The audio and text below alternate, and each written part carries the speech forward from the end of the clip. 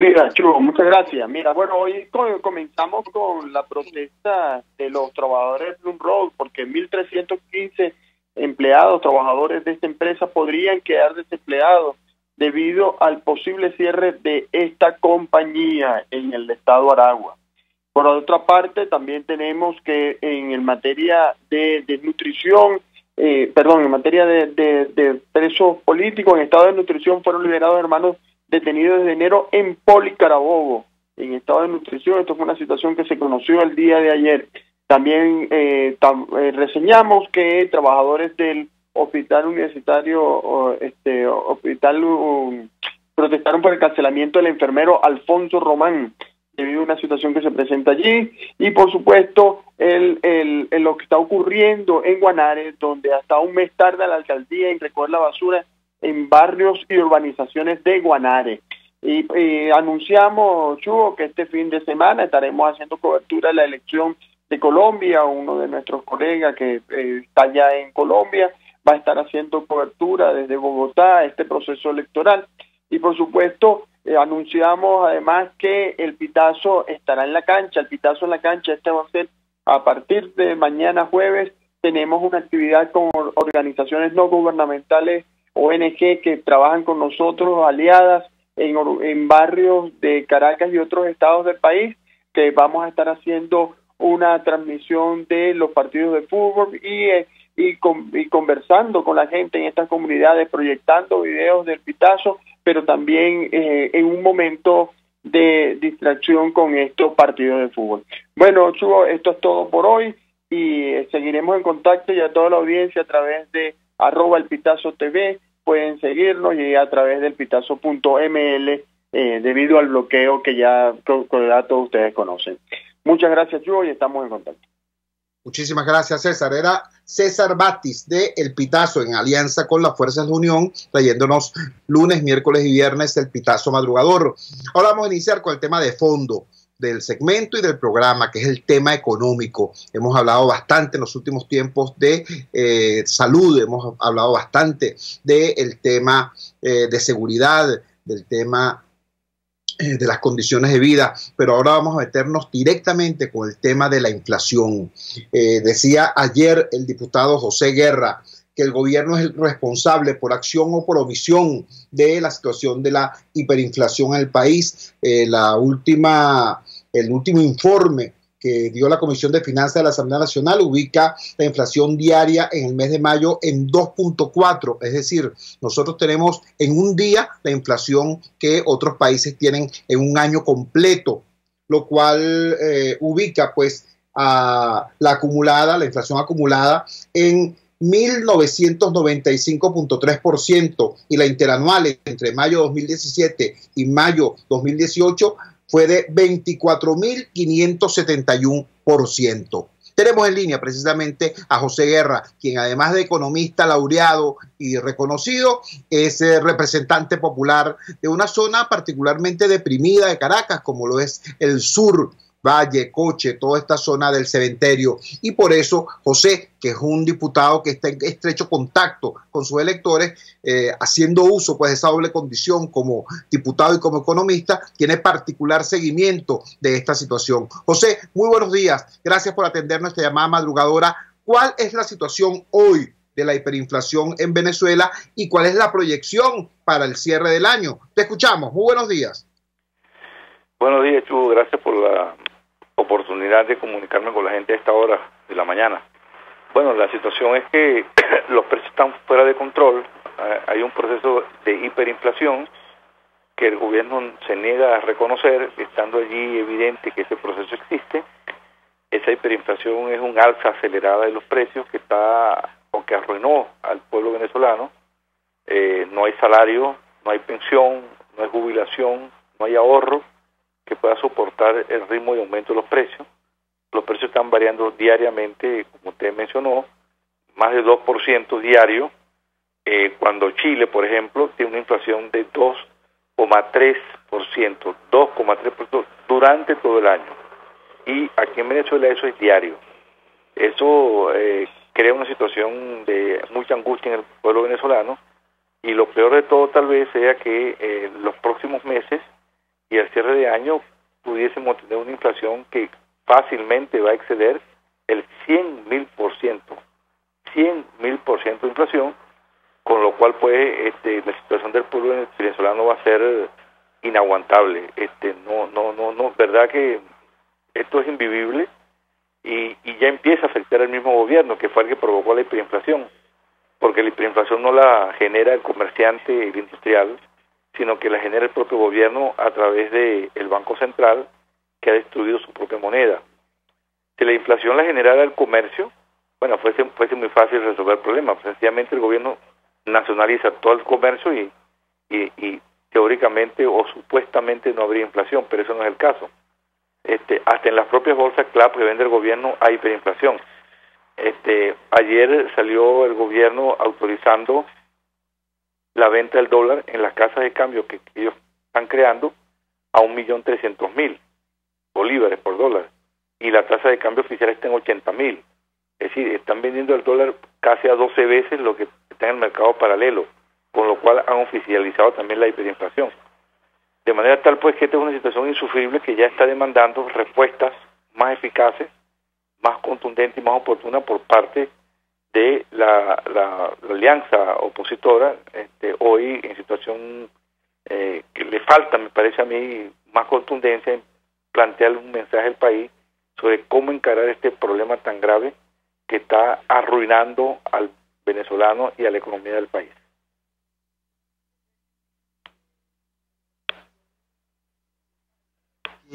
Resiente la ciudadanía, sobre todo cuando se produce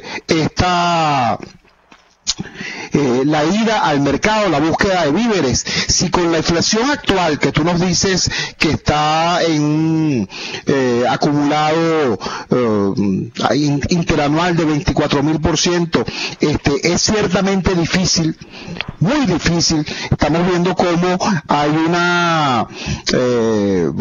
quien quiera comprar una lata de sardina, resulta que tiene que gastar por una lata de sardina de 140 gramos aproximadamente 1.100.000 bolívares.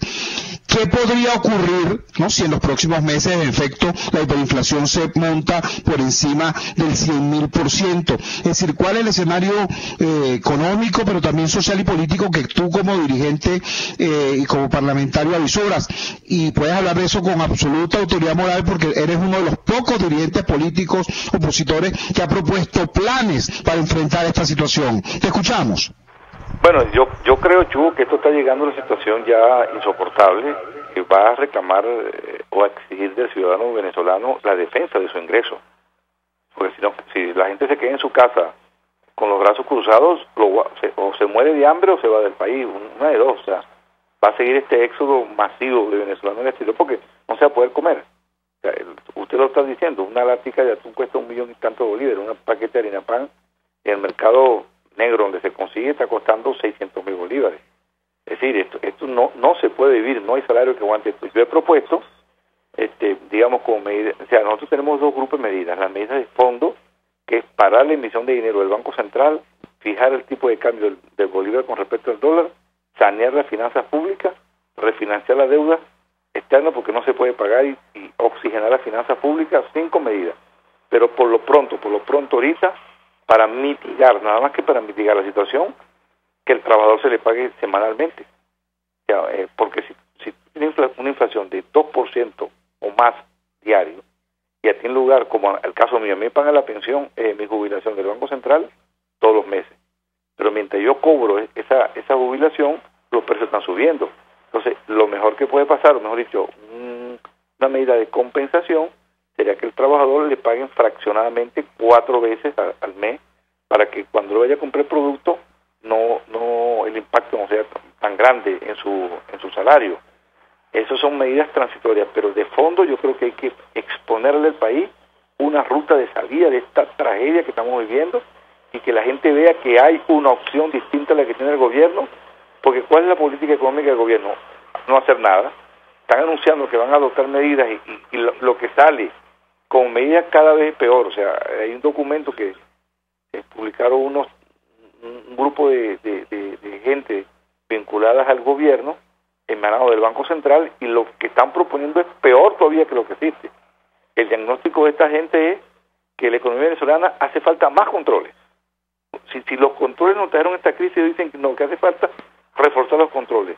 Ya, porque tenemos controles de cambio, controles de precios, controles de salario, controles de tasa de interés, control del precio de los bienes y los servicios públicos. Entonces ellos quieren que haya más controles, que fue la situación que nos trajo esta crisis. Imagínense.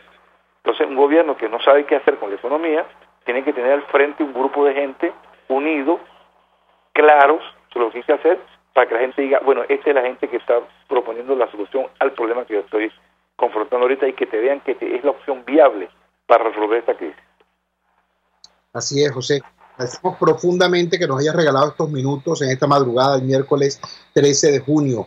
Era José Guerra, economista, exintegrante del directorio del Banco Central de Venezuela, exdirector de la Escuela de Economía de la UCB y la Universidad Central, y actualmente diputado por el circuito sur de Caracas, es decir, todas estas barriadas que son el Cementerio, el Valle y Coche.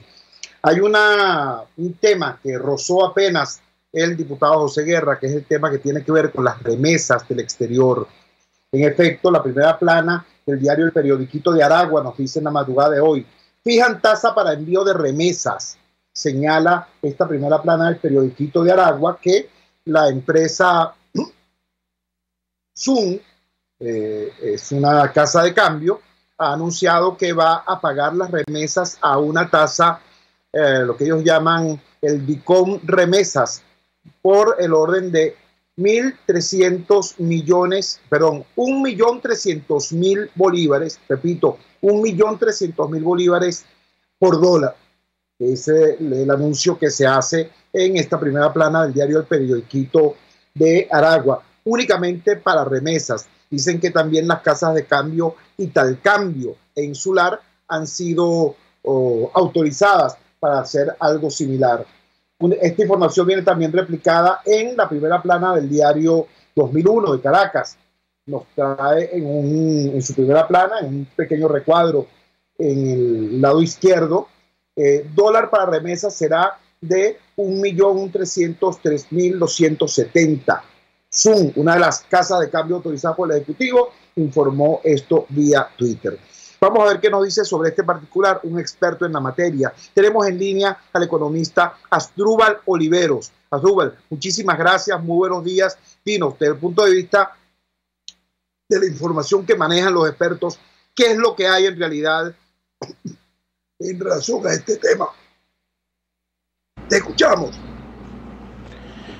El gobierno autorizó a algunas casas de cambio a, digamos, hacer operaciones para la captación de remesas, y de cierta manera le permitió establecer una nueva tasa de cambio que pudiera ser conocida como la tasa de cambio de remesas. De esta manera, en Venezuela hemos pasado a un esquema donde en este momento tenemos dos tasas oficiales reconocidas por el gobierno, que es la tasa DICOM, que está a un poco más de 90.000 bolívares por dólar, la tasa de remesas, que depende de cada casa de cambio, pero que es legal y también reconocida por el gobierno, y por supuesto la tasa paralela, la tasa negra, que es en parte la que está marcando los precios en la economía,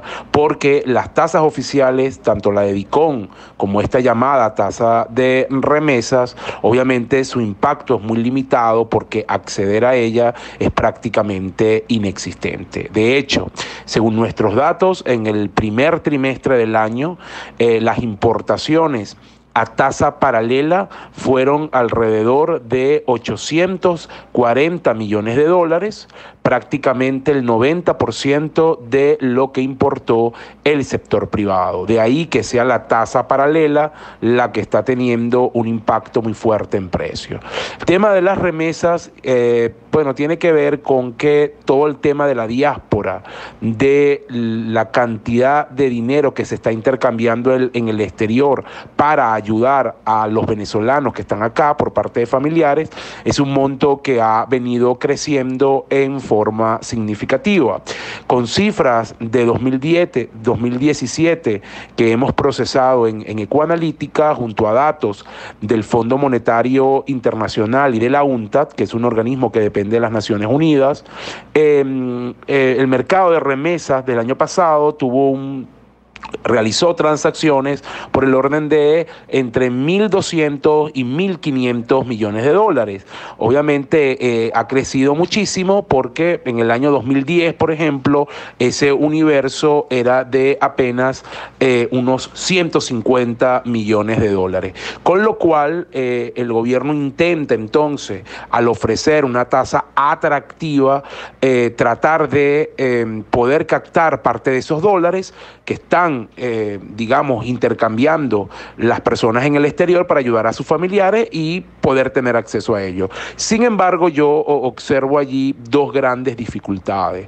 La primera es la propia tasa.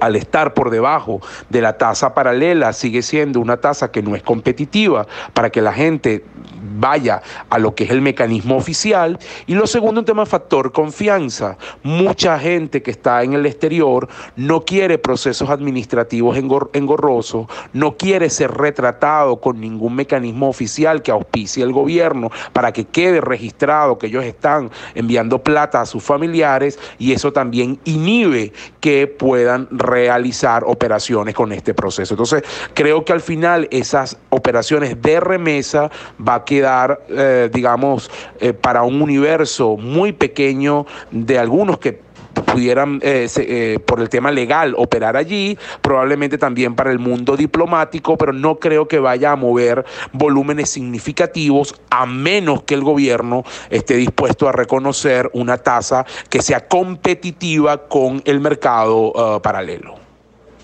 Muchísimas gracias, Asdrúbal. Era el economista Asdrúbal Oliveros, director de Ecoanalítica, explicándonos entonces que, en efecto, en primer lugar, sí se produce una nueva situación en este tema de las remesas. El gobierno ha autorizado a algunas casas de cambio a establecer nuevas tasas de paridad para pagar las remesas que llegan del exterior.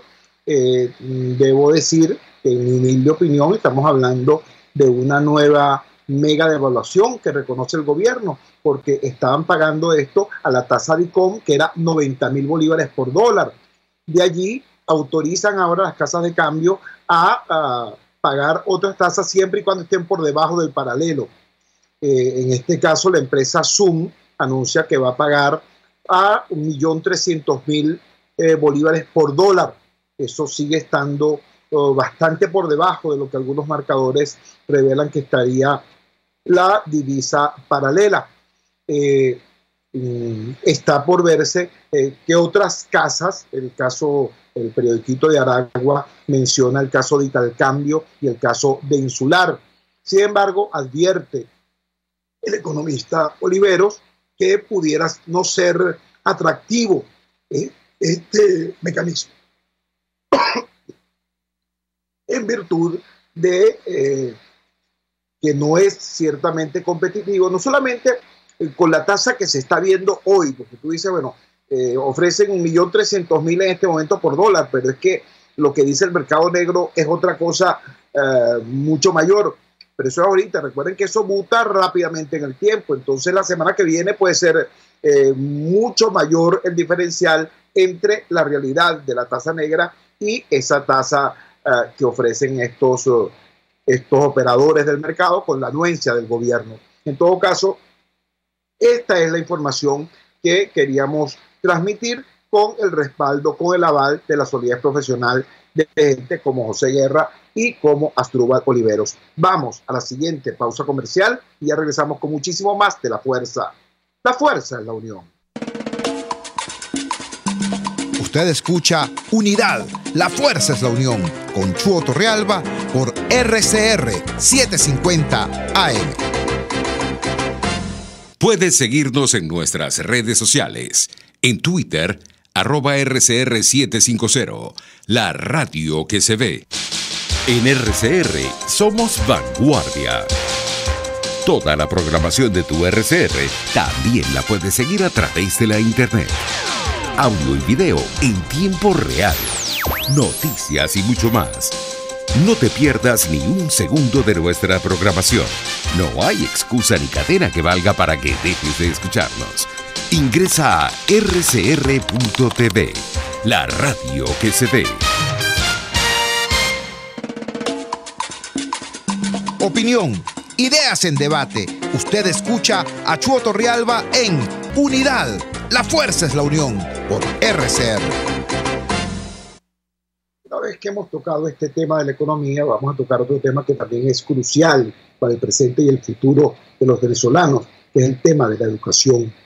En el día de ayer, el señor ministro de Educación, el señor Elías Jaua, hizo una afirmación pública que generó escosor entre los padres, entre los estudiantes y sobre todo entre los educadores. Elías Jaua dijo que en Venezuela no había deserción escolar. Escuchemos directamente un fragmento de la entrevista que ayer el señor Jaua concedió al periodista Vladimir Villegas en el programa Vladimir a la Una, donde fueron hechas estas afirmaciones. Escuchemos. La deserción escolar y la deserción de profesores y maestros, ¿tienen alguna estadística? Por ejemplo, de cada 100 estudiantes, ¿cuántos están dejando de ir por razones de transporte, o de alimentación o de otra índole? Mira, nosotros no tenemos ningún reporte masivo, ¿no? Se habla de muchas cifras. Por ejemplo, una periodista en un estado me preguntó, yo le digo, pero dígame una cifra. No, 70%. Nosotros en este momento tenemos problemas con los estudiantes con el tema del transporte, pero no hay deserción. Tiene que ver con dificultad para llegar. Es un tema que está planteado. Pero aquí no ha habido deserción masiva de maestros. Yo, por ejemplo, te lo digo responsablemente, de 500.000 maestros, las estadísticas que nosotros tenemos en zona educativa del último año no alcanzó a los 2.000 maestros que renunciaron. Estoy hablando de 500.000. De 500.000, ¿no? Y está además dentro de lo que es el promedio regular de renuncias, pues, gente que se va de la escuela, pero no puede llegar, son zonas rurales.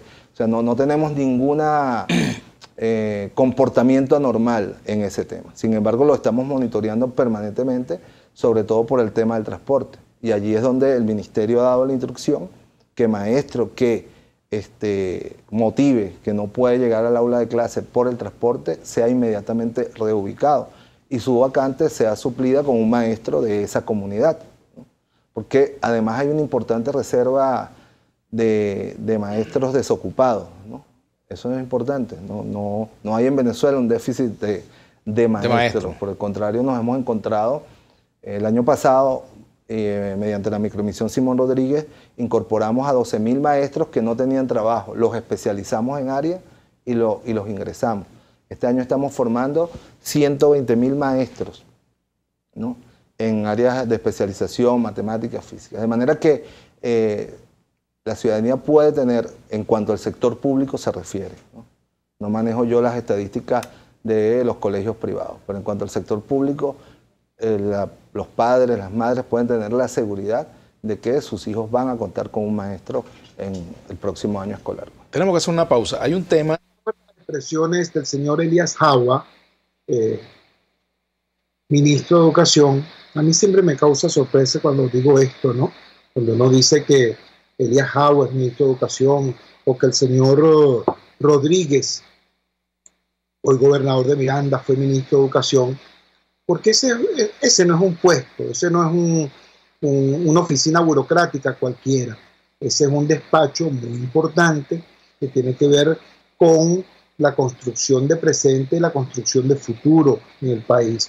Ministro de Educación ha sido Arturo Uslar Pietri, ministro de Educación ha sido Antonio Luis Cárdenas Colmenter, ministro de Educación ha sido Luis Beltrán Prieto Figueroa.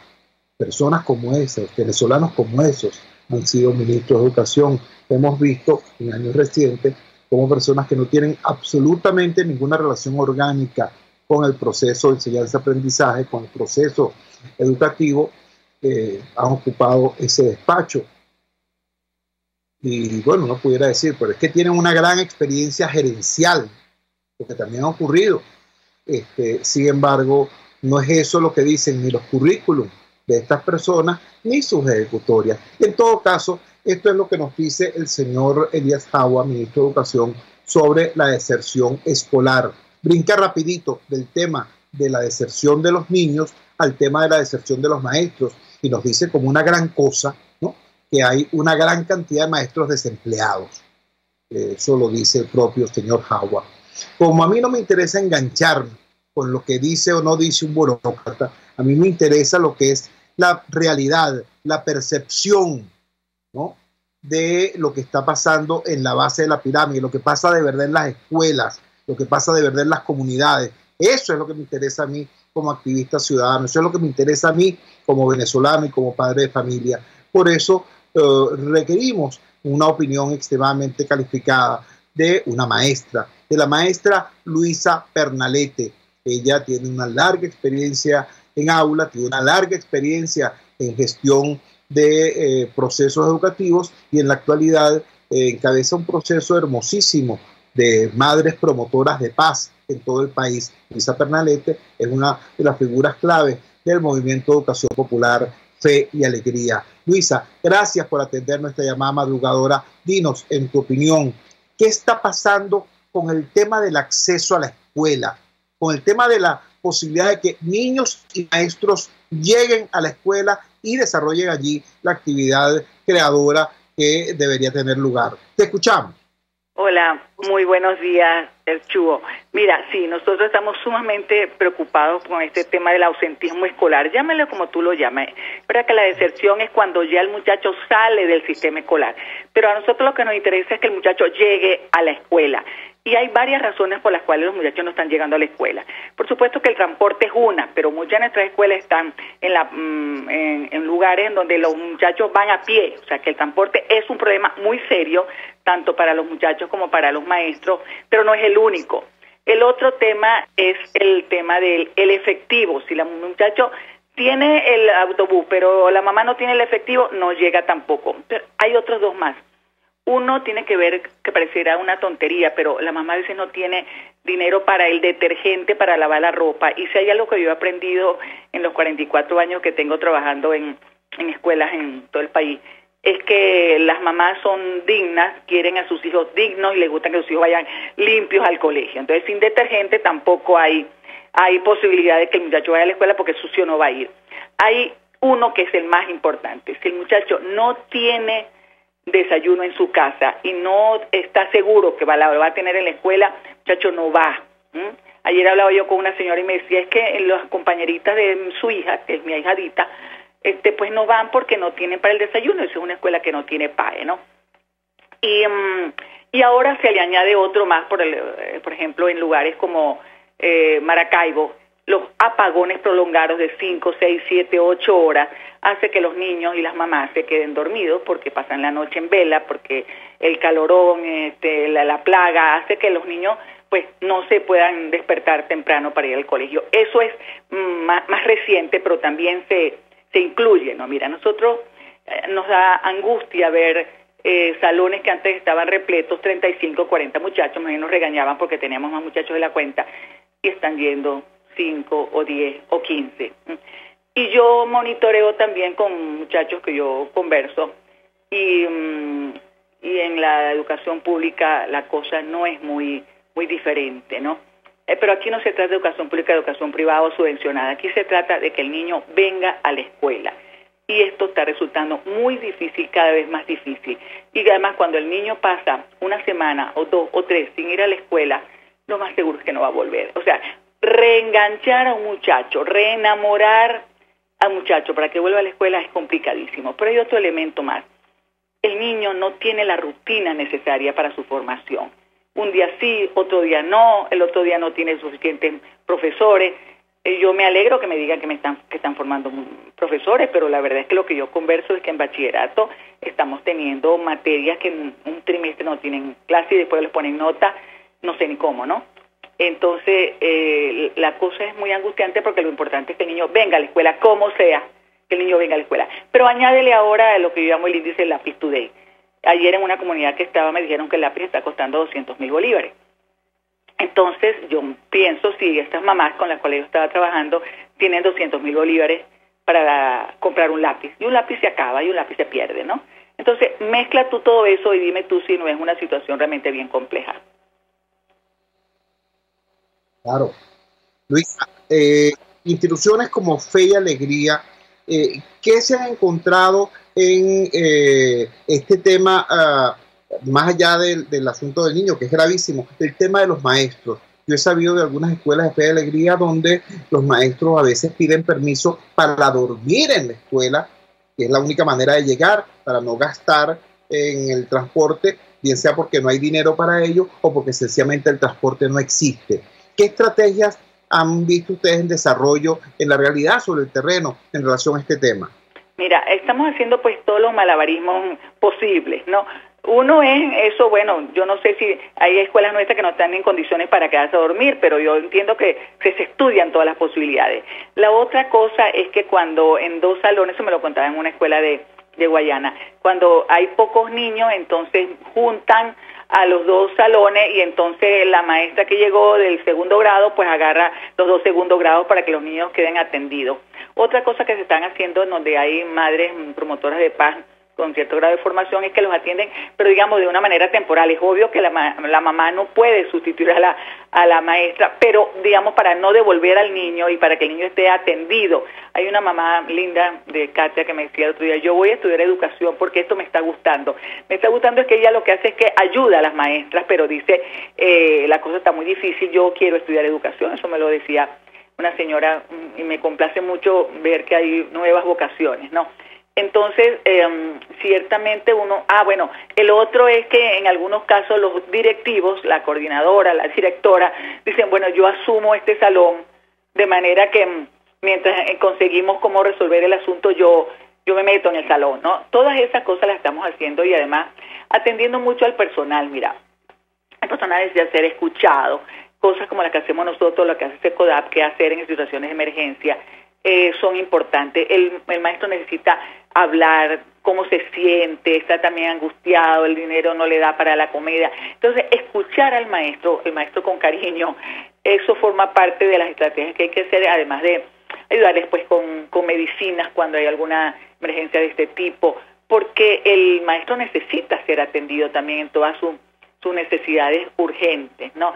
Y un maestro que se sienta acompañado, pues dice, yo lo pienso 2 veces antes de irme, ¿no? Y se van realmente no porque quieran irse, algunas se van con mucho dolor y hasta llorando, pues, pero a veces hemos tenido 4 o 5 renuncias en un solo mes en una escuela, ¿no? Eso es muy fuerte. Queremos agradecerte, Luisa. Era Luisa Pernalete, su nick en las redes sociales es @LuisaCompás. Luisa Pernalete del Movimiento de Educación Popular Fe y Alegría, que nos está dando algunas pautas, no de lo que dice el ministro, ni siquiera en contra de lo que dice el ministro, sino hablando de la realidad, de lo que está pasando en la realidad. Hablando de eso, Luisa, te informo, estoy viendo a través de las redes sociales de la audiencia que está conectada en este momento a la Fuerza de la Unión, a madres que nos informan, por ejemplo, que en un sector de Valencia las madres se organizaron para recoger comida y llevársela a las maestras para que puedan mantenerse dando clases. Concretamente es @Mayren73 quien está reportándonos este esfuerzo organizado de la comunidad educativa, de las madres en concreto, porque es que no podemos sencillamente decir, no, es que lo que el ministro dice es mentira. Mienten y mienten siempre, eso lo sabemos. Y que no hay respuesta en el lado de la oposición, también lo sabemos, nos lo acaba de decir acá el diputado José Guerra refiriéndose al tema económico, al tema de la hiperinflación, eso también lo sabemos, pero nosotros, padres de familia, nosotros, integrantes de la comunidad educativa, no podemos sencillamente tratar este tema como que si fuera un tema del ping-pong politiquero. No, es un tema de vida fundamental y tenemos que hacer lo posible, intervenir de la manera que podamos para auxiliar al maestro, para auxiliar al niño, para auxiliar a la escuela. Los gobiernos pasan, toquemos madera, ojalá pero las escuelas tienen que quedar. Vamos a la siguiente pausa comercial y ya regresamos con muchísimo más de La Fuerza. La fuerza es la unión. Les estamos presentando Unidad.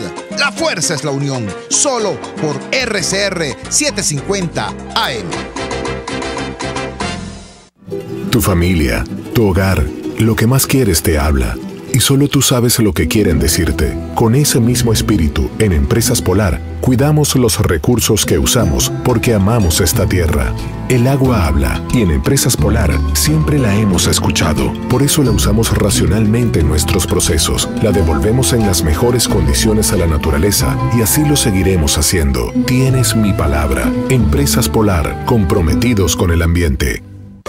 El Hotel Muévete por Vargas tiene habitaciones de lujo y confort, dependencias sanitarias privadas, TV por cable, internet gratuito en las habitaciones, aire acondicionado, servicio telefónico, servicio traslado ejecutivo, restaurante, sistema de seguridad intersatelital y gratis traslado aeropuerto-teleaeropuerto. Infórmate por su página muevetexvargas.com o por el 0414-129-2814 y 0414-128-7982.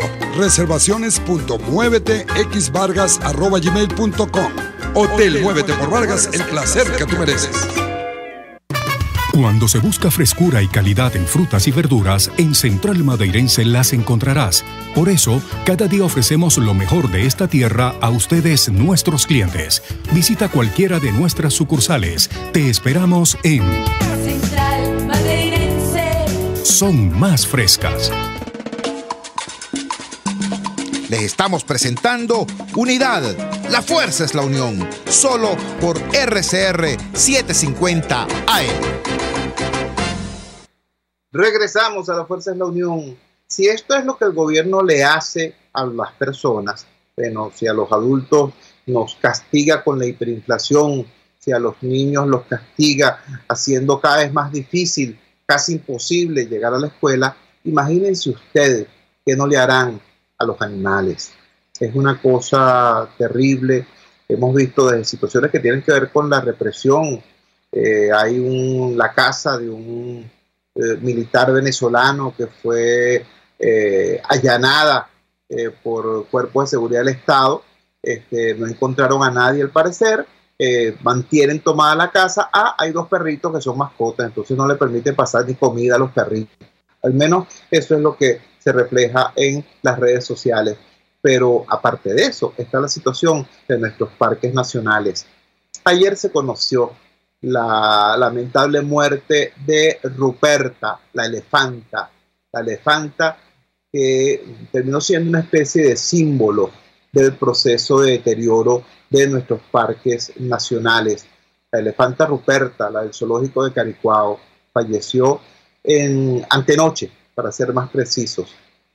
Y ayer hubo durante todo el día una situación de conmoción en el parque. Los cuidadores, los veterinarios, el personal, los vecinos, todo el mundo consternado por esta situación. Pero escuchemos lo que decía hace apenas un mes y tanto el señor Nicolás Maduro a propósito del caso de Ruperta. Escuchemos. Con Ruperto, como tú le dices, un espécimen. Porque con un elefante miembro de esa familia. Con un hipopótamo. Ustedes no vieron hace unas 2 semanas, 3 semanas. Entonces, un escándalo mundial. Uno se entera por las redes. Y apareció un hipopótamo, bueno, muy querido, pues, por los niños. ¿Quién no va a querer un hipopótamo? En el zoológico, creo, de San Salvador. En El Salvador. Y entonces crearon todo un drama. Bien diseñado psicológicamente. Para afectar esto que está aquí, la psiquis. La emocionalidad. La emocionalidad que llaman los expertos. Para que uno le dé tristeza, rabia, confusión. Y resulta que el hipopótamo, de acuerdo a la información oficial y a las investigaciones, bueno, murió de viejo, pues. Aquí hace 2 semanas empezaron con la muy querida elefanta Ruperta, que ya está, digamos, en una edad bastante avanzada. Y bueno, crearon una novela, un show, y se ponen los grupos para desmoralizar a la gente.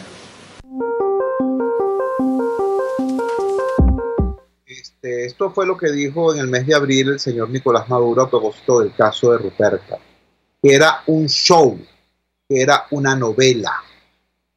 Bueno, vale, se murió la protagonista, ¿sabes?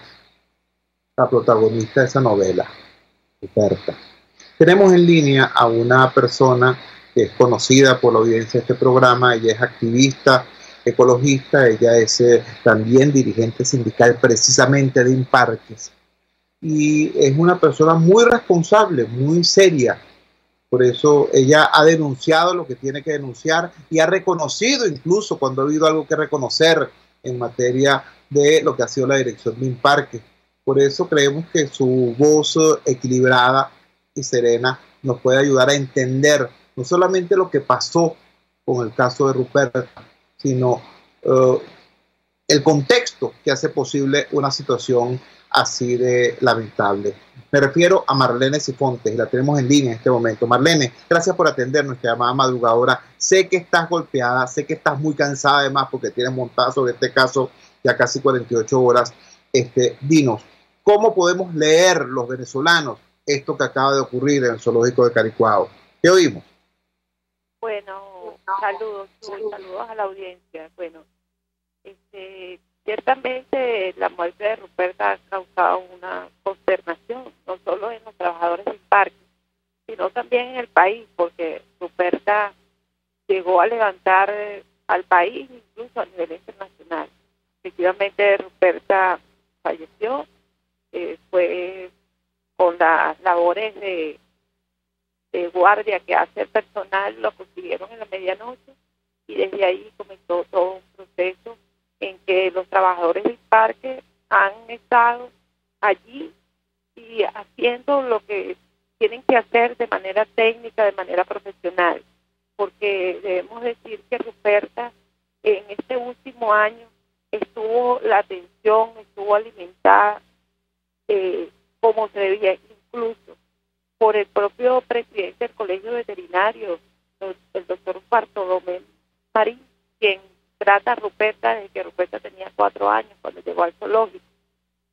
Pero nosotros responsablemente tenemos que decir que así como ella estuvo alimentada todo este año y atendida, para nosotros Ruperta, su cuerpo reflejaba lo que fue la desidia del año 2015, 2016, incluso inicios de 2017, porque si bien es cierto que el presidente Nicolás Maduro dijo eso, también tenemos que decir que él dijo eso, pero motivado a la situación de Ruperta, salió la directiva más nefasta que ha pasado por el Instituto Nacional de Parques, que son los verdaderos responsables del estado de deterioro de Ruperta, porque Ruperta en el año 2016 y 2015 pasó semanas sin comer. Y si no es por todo el movimiento que se hizo, que gracias a los medios de comunicación, a ti, a tantos periodistas, que se hicieron eco de la problemática del Instituto Nacional de Parques y de la fauna en cautiverio, eso no hubiese sido posible que saliera esta directiva nefasta. Y desde ese momento los trabajadores con responsabilidad acudieron a sus sindicatos para que fueran la voz de lo que allí estaba pasando. Y junto a ellos hemos sido la voz y seguimos siendo la voz de esos animales que están en cautiverio. Y hoy podemos decir que el problema de la comunidad se ha solucionado. Pero las personas que causaron tanto daño al Instituto Nacional de Parques salieron de Imparques y están en otros institutos y en otros organismos públicos, quizás haciendo tanto daño como lo hicieron en el Instituto Nacional de Parques. Y Ruperta es simplemente el reflejo de un país que se resiste, un país que lucha, y nosotros, los trabajadores de Imparques, los ambientalistas, seguiremos luchando porque en Venezuela de verdad se entienda lo que pasa con los animales, que de verdad preserven la única elefanta que queda en el zoológico de Barquisimeto, que la preserven así como los demás animales, porque aquí tiene que llegar un día, Chuo, que sea más importante preservar los bosques que sacar el oro del arco minero. Muchísimas gracias, Marlene. Era Marlene Sifontes, el problema, por eso voy a intentar resumir lo que nos dijo Marlene Sifontes.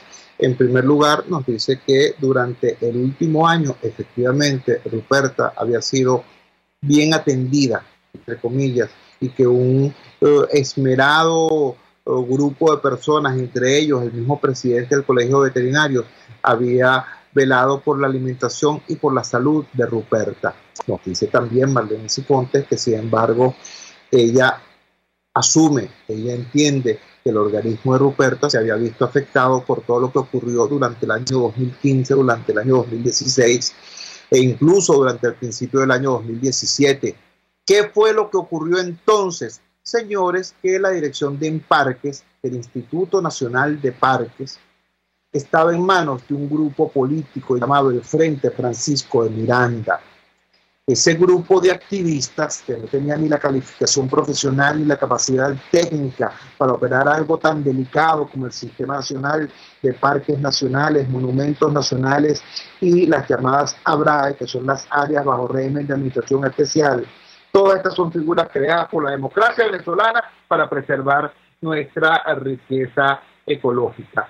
Bueno, le dieron a ese grupo de activistas, este gobierno le dio a ese grupo de activistas el control y el manejo de Imparque, bueno, y se generaron todos estos desastres que ocasionaron, entre otras cosas, el deterioro de la salud de Ruperta. Repito, a pesar de los cuidados que Marlene Sifontes califica como buenos en parte de este último año, sin embargo, el organismo de la elefanta estaba ciertamente ya resentido. Mira, y no puede ser de otra manera, porque es que no se trata de que la elefanta ya estaba mayor y entonces se murió. No vale, hay que ubicar cuál es el contexto. ¿Qué pasó con los cerdos vietnamitas que estaban también allí en el Parque Caricuao? Bueno, vale que los volvieron chicharrón. Eso fue lo que pasó con los cerdos vietnamitas, ¿no? ¿Qué pasó con el caballo negro, que era símbolo del parque y la delicia de los niños? ¿Qué pasó? Que se lo comieron, vale. Se lo robaron una noche, se lo llevaron y encontraron el esqueleto del caballo, porque se lo llevaron para quitarle la carne. Eso pasó. Bueno, y así innumerables cosas, hasta la reciente tragedia en el Parque del Este, donde de manera inexplicable de repente apareció un día una mortandad de peces. Todo eso ha ocurrido en el tema de los parques nacionales. Y termina Marlene Sifontes, para quienes no pudieron escucharlo por las dificultades del retorno, con una reflexión. Ella dice, ojalá que lleguemos pronto, no solamente un cambio de gobierno, sino un cambio en la conciencia del país. Lleguemos a un momento en que sea más importante preservar la naturaleza que extraer el oro del arco minero. Yo soy absolutamente solidario con esta expresión de Marlene Sifontes. Vamos a la siguiente pausa comercial y ya regresamos con muchísimo más de La Fuerza. La Fuerza es la Unión. Les estamos presentando Unidad. La Fuerza es la Unión. Solo por RCR 750 AM. Son las 6:18. Puedes seguir nuestra programación a través de rcr.tv, la radio que se ve. Cuando hay amor en el corazón, la comida sale mucho mejor. En La Toscana te invitamos este 14 de febrero a disfrutar de los más exquisitos sabores de la cocina ítalo-mediterránea. Celebremos la magia de estar enamorados. Degusta junto a nosotros los más deliciosos platos y haz de tu velada un día inolvidable. La Toscana Restaurante, para los paladares más exigentes. Avenida Páez, El Paraíso. Les habla Rafael del Rosario, concejal de Chacao. ¿Sabía usted que más del 70% de las protestas en nuestro país se debe a la falla de los servicios públicos? El Estado debe garantizar el óptimo funcionamiento de los servicios fundamentales para nuestra vida cotidiana, tales como agua, luz, gas, aseo y transporte. ¿Qué esperas? Haz valer tus derechos. Para desayunar, almorzar o cenar, te recomiendo el mejor restaurante de comida criolla, Los Pilones, donde probarás y comprobarás la mejor y auténtica comida criolla. Restaurante Los Pilones, el centro de la gastronomía criolla, donde la arepa es la reina. En Las Mercedes, frente al Tolón. Restaurante Los Pilones, auténtico sabor criollo. Antes de empezar el día, entérese de lo que acontece en el país junto a Pedro García Otero en Titulares de la Mañana, de lunes a viernes a las 6:30 de la mañana. Acompáñelo y empiece su día bien informado. Titulares de la Mañana con Pedro García Otero, solo por RCR 750 AM, porque lo bueno une. Amanece con la fuerza de un país que quiere cambio. Chuo Torrealba está al aire en Unidad. La fuerza es la unión. 482-9750 y @Chuo Torrealba por RCR. Regresamos a La Fuerza es la Unión y tenemos la obligación de dar una nota luctuosa. Ayer, 12 de junio, falleció Carla Romero, de 6 añitos de edad, del servicio de nefrología. Es la segunda niña que fallece desde el otorgamiento de las medidas cautelares por la Comisión Interamericana de Derechos Humanos a los niños del Hospital JM de Los Ríos. Junto con la gente de Prepara Familia, junto con la gente de Secodap, damos un abrazo solidario a su mamá Madeline y bueno, a todos sus familiares y a todas las madres que allí en el Hospital de Niños JM de Los Ríos luchan a brazo partido por el derecho de sus hijos a la salud y a la vida. Una cosa realmente dura, realmente dolorosa. Pero yo quiero destacar lo siguiente: si esto está ocurriendo acá, en Caracas, en el ombligo mediático y político de la República Bolivariana de Venezuela, si eso está ocurriendo acá en el Hospital JM de Los Ríos, cuyos niños han sido objeto de medidas cautelares por parte de un organismo internacional como la Comisión Interamericana de Derechos Humanos, imagínense ustedes qué estará pasando en la Venezuela profunda. Mejor dicho, no se lo imaginen, aquí se los traigo. Esto fue lo que publicó en el día de ayer el diario Correo del Caronizo, lo que está ocurriendo en el hospital de Uyapar, allá en Guayana. Madres en el hospital Uyapar, a cada rato se muere un niño. Así está titulada esta nota, firmada por la periodista Johanny Silverio. No hay médico, estamos desesperadas. Esta fue una de las escenas en la emergencia del hospital Uyapar de Puerto Ordaz, donde la directiva está más pendiente de evitar el ingreso de la prensa que en ofrecer una solución a la crisis. La denuncia de la mañana de este lunes es que no había personal médico para atender a los pacientes pediátricos que se complicaban, es decir, a los niños. El pasado viernes, el doctor Luis Valera, médico del hospital Dr. Raúl Leoni en San Félix, denunció que por una semana los 2 hospitales de Ciudad Guayana estuvieron sin oxígeno. El suministro ha sido irregular, pues esta fue otra de las denuncias de las madres desesperadas en la emergencia, quienes informaron a Correo del Caroní que el domingo falleció una niña de 3 años por falta de oxígeno. Sin embargo, no se pudieron confirmar los datos del infante. Mi hijo tiene la respiración trancada, no hay oxígeno ni para nebulizarlo, comentó la madre de un bebé de 3 meses de nacido que ingresó por bronquitis. En los 5 días que lleva en la emergencia no ha recibido tratamiento, debe conseguirlo por cuenta propia porque no hay en el centro asistencial ni en las farmacias. No hay médico, la enfermera lo que nos dice es que esperemos, pero estamos desesperadas. Hay un niño que necesitan entubarlo y no hay especialista, agregó otra madre. A cada rato se muere un niño, es otra de las frases que repetían estas madres, reflejo de la crisis sanitaria en Ciudad Guayana. Dan cuenta de que en lo que va de mes han muerto por lo menos 45 niños, una cifra que ni médicos se han atrevido a contabilizar, mucho menos una autoridad que lo oficialice. Los pacientes dependen de si sus familiares consiguen o no los medicamentos, sea para la patología que sea. Niños con vómitos, diarrea y bronquitis eran los casos más comunes. También, por supuesto, desnutrición.